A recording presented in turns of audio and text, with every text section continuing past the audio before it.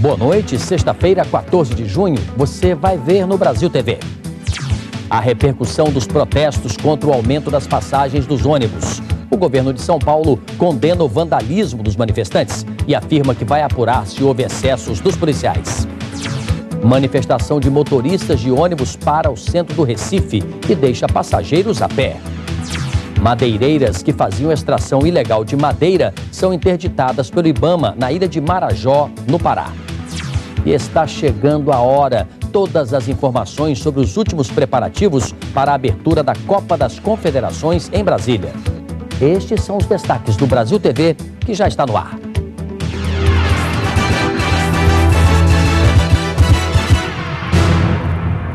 E nós começamos esta edição falando sobre a repercussão dos protestos contra o aumento das passagens dos ônibus que levou violência e baderna a várias cidades do país ontem à noite. Em São Paulo, foram 6 horas de manifestação. Dezenas de pessoas ficaram feridas e mais de 200 pessoas foram detidas. 4 foram autuados em flagrante por dano ao patrimônio e por formação de quadrilha. Cíntia mora na esquina das ruas Frei Caneca e Antônio Carlos, na Bela Vista. Ontem ela voltou do trabalho de metrô, desceu na Avenida Paulista bem na hora do protesto e viveu momentos de pânico. Eu acabei caindo e sorte que alguém me catou, me segurou e me colocou em pé, porque eu acho que eu não conseguiria levantar sozinha, né? A noite violenta de ontem era o assunto mais falado hoje cedo. Gilberto trabalha numa lanchonete que precisou fechar as portas. Parecia guerra, o pessoal correndo, todo mundo em desespero. E para cada depoimento, uma imagem de destruição. O que eu vi na frente da minha casa foi várias pessoas deitando na faixa de pedestre, dando a mão, batendo nos carros, que não tem nada a ver com isso. O protesto contra o aumento do transporte público começou ontem, no fim da tarde, em frente ao Teatro Municipal. A passeata seguiu para Paulista pedindo paz. Não adiantou. A tropa de choque usou bombas de efeito moral quando o protesto chegou à Rua da Consolação. A PM disse que atacou porque os manifestantes descumpriram um acordo. A orientação é para que eles não subam a Consolação com destino a Paulista. Isso me parece bastante claro. É só questão de cumprir acordo. Agora, se não é para cumprir acordo, não reclamem do resultado.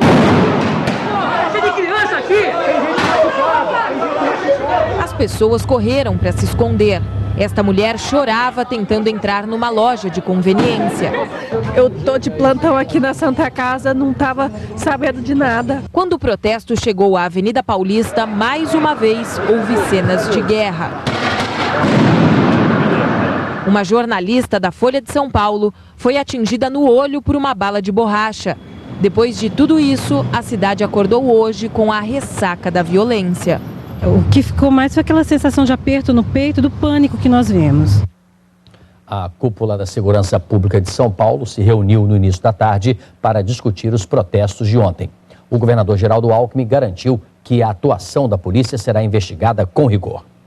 Sempre houve o diálogo. Agora, nós temos destruição, temos policiais feridos, temos a cidade prejudicada e possível abuso policial já está sendo investigado, mas é preciso ir na causa, na origem desse problema. A primeira incumbência da polícia, o primeiro papel que ela tem, o compromisso é exatamente esse, de garantir a manifestação. Mas, paralelamente, a polícia também tem o dever de garantir a ordem pública, a liberdade das pessoas, de evitar atos de abuso, atos criminosos, E isso é que ela tem feito. Houve protestos em outras 6 cidades do país. No Rio de Janeiro, a manifestação foi pacífica e se manteve assim a maior parte do tempo. Só no fim, um grupo entrou em confronto com policiais. Concentração pacífica, mas a passeata que interditou ruas do centro do Rio, nem tanto. Pichações foram feitas ao longo do caminho. Nem o prédio histórico foi poupado. Este é o Palácio Tiradentes, sede da Assembleia Legislativa do Rio. E na dispersão, correria. Na hora do tumulto, a maioria dos 2.000 manifestantes já tinha ido embora. Mesmo assim, a Polícia Militar teve que reforçar a segurança, de 100 para 200 homens. governo jogou pedras em PMs que reagiram com tiros de balas de borracha e bombas de gás lacrimogênio. Lixo foi queimado para fechar uma das avenidas mais movimentadas da cidade. Motoristas que fugiam do bloqueio, por pouco não tiveram os carros atingidos por objetos lançados pelos manifestantes. Pontos de ônibus, prédios e agências bancárias tiveram vidros quebrados. Este casal insultou PMs e acabou detido. A ministra de Relações Institucionais, Idely Salvati, afirmou que o governo federal tem tomado medidas para melhorar o sistema de transporte público do país. A ministra disse que as manifestações, por causa do aumento nas passagens, são legítimas, mas a violência é inaceitável. No Recife, um protesto de motoristas e de cobradores de ônibus hoje de manhã parou o trânsito de importantes avenidas da cidade. A manifestação por melhores salários durou 3 horas. Fez muita gente chegar atrasada ao trabalho. Eram 6 horas quando o movimento começou. Ele foi planejado por uma dissidência do Sindicato dos Rodoviários. Foi como um efeito dominó. O primeiro ônibus parou, outro encostou atrás, mais um e mais um. Antes das 7 horas da manhã, o centro do Recife estava fechado. As imagens do Globocop mostram a fileira de ônibus na Avenida Conde da Boa Vista, na Guararapes, cobrindo as pontes do centro também. E ainda os ônibus parados sobre o viaduto Joana Bezerra e na área do terminal integrado. Os passageiros tiveram que descer na estação e seguir a pé. Muitos foram para o meio da pista. Alguns tinham ouvido falar que haveria uma paralisação de advertência, mas não tinham alternativa e apanharam o ônibus logo cedo mesmo assim. Terminaram fazendo longos percursos a pé. Tive que descer no 13 de maio e vim andando. Eu chego geralmente 8 horas, já são quase 9, né? E ainda não cheguei no trabalho. Os cobradores e os motoristas desceram. Na Avenida Martins de Barros, os policiais tentaram livrar uma pista para dar passagem aos carros. Os motoristas e os cobradores protestaram. 9 horas, 9 horas, 9 horas. Às 9 horas em ponto, eles deram as mãos no círculo e encerraram a paralisação. A seguir, o último dia das inscrições para o SISU e a operação que fechou madeireiras ilegais na ilha de Marajó, no Pará.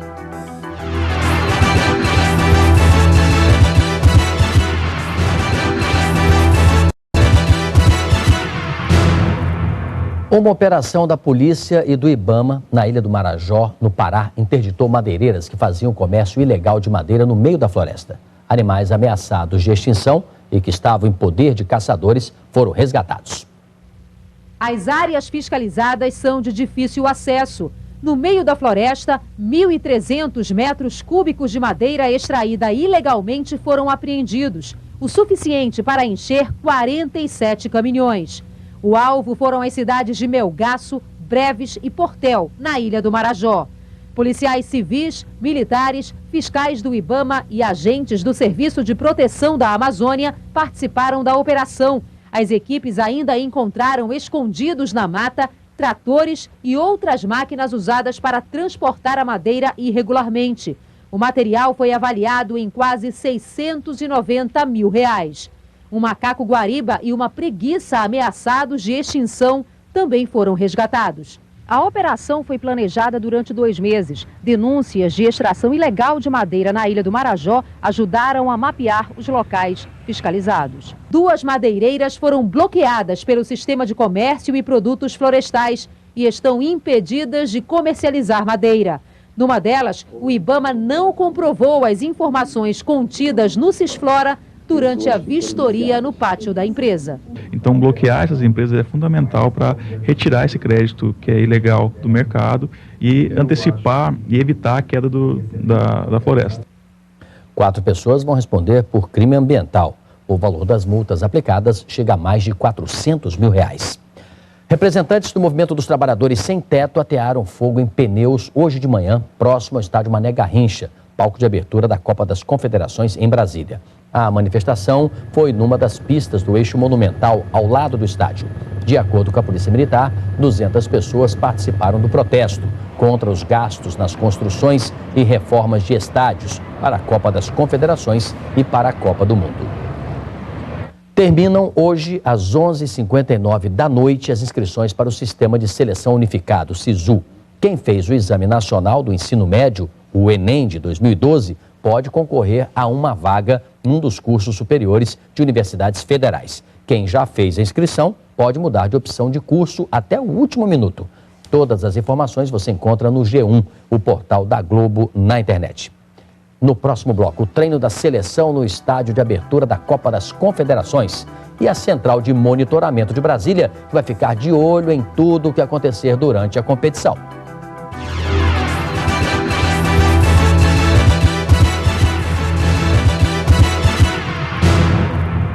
A Anvisa, Agência Nacional de Vigilância Sanitária, decidiu anular o concurso realizado no último dia 2, por causa de irregularidades durante a aplicação da prova. A empresa Cetro continuará responsável pelas provas. As novas datas de aplicação ainda não foram divulgadas, mas serão ainda este ano em todo o território nacional. Agora falta pouco. A abertura da Copa das Confederações é amanhã.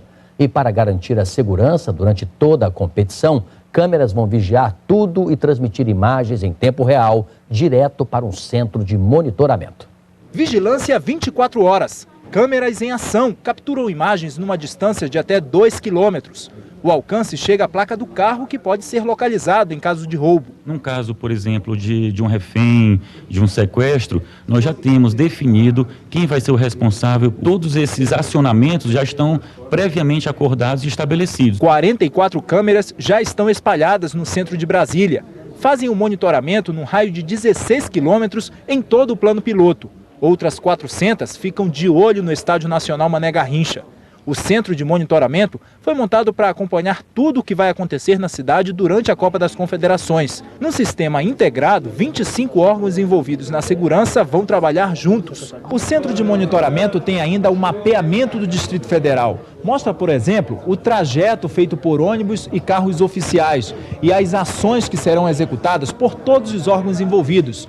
Hoje, por exemplo, às 4 horas da manhã, teve uma varredura antibombas no estádio Mané Garrincha, feito pela Polícia Federal.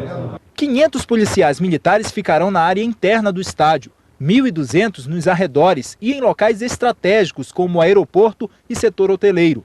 A operação de segurança também conta com 137 agentes do Detran e 607 bombeiros. Todas as delegacias vão funcionar normalmente no sábado. As da Asa Sul, Asa Norte, Cruzeiro, Lagos Sul e Norte terão reforço nas equipes. E uma unidade será instalada no subsolo do estádio para o registro de ocorrências. O esquema também vai contar com 3.500 homens do Exército. E também esse avião não tripulado da Força Aérea Brasileira, a estrela da abertura da Copa. Vai monitorar tudo o que acontece no estádio, num raio de 250 quilômetros, por até 16 horas seguidas. As imagens são enviadas para uma estação na base aérea e qualquer suspeita, a segurança em solo é acionada.